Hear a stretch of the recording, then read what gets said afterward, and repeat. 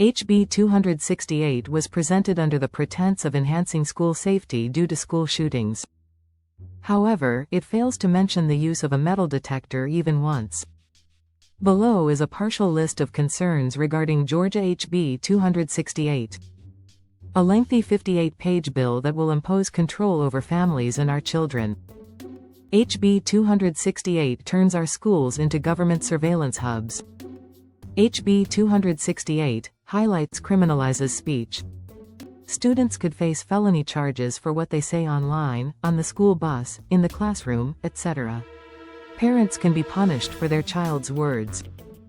Creates a stealth comprehensive student surveillance system that tracks your child's behavior through adulthood. Labels kids as a potential threat without parental consent and shares their information with law enforcement. Utilizes predictive policing. Below are just a few of our concerns with HB 268. Remember, this is a 58-page bill.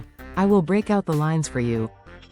Line 36 Parents' Bill of Rights being updated, weakened, eviscerated. Lines 63 to 64. Parents being charged for offenses, to provide for parents and legal guardians to be charged as a person concerned in the commission of such offense. It can include significant incarceration time depending on what was alleged in the charge. Lines 322 to 325. This section introduces the term legal custodian and explicitly states that entities such as the organizations below can be granted legal authority over a child instead of the parents. The Department of Juvenile Justice, the Department of Human Services, the Division of Family and Children's Services. This legal shift allows state agencies to intervene in educational decisions without parental consent. Parents unaware of the change may lose decision-making power over their children's education, mental health, and disciplinary records. Lines 329 to 330. This section amends Georgia's student data privacy law, but weakens parental control over their child's private information. New definition.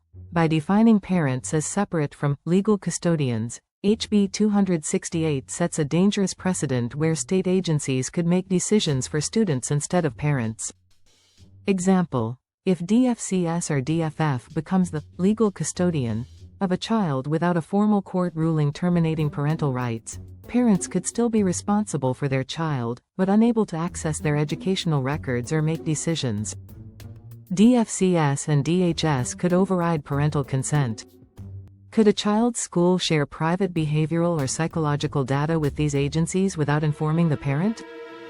Lines 336 to 339. Expands government and law enforcement access to student data. Who gets access?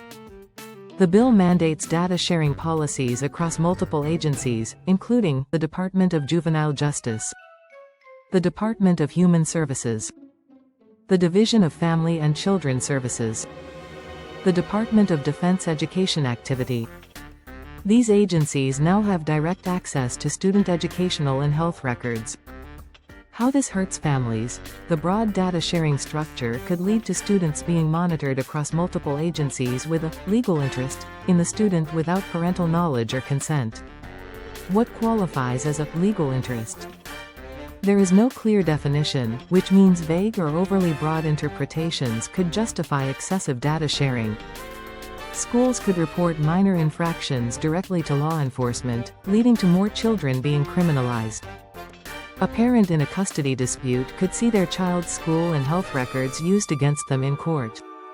It creates permanent records that could follow a child through adulthood, even for minor infractions or behavioral concerns. Real-world impact. A 10-year-old child has a behavioral issue in school that results in a disciplinary note. Under this bill, that information could be sent to DFCS or law enforcement, marking the child a potential threat.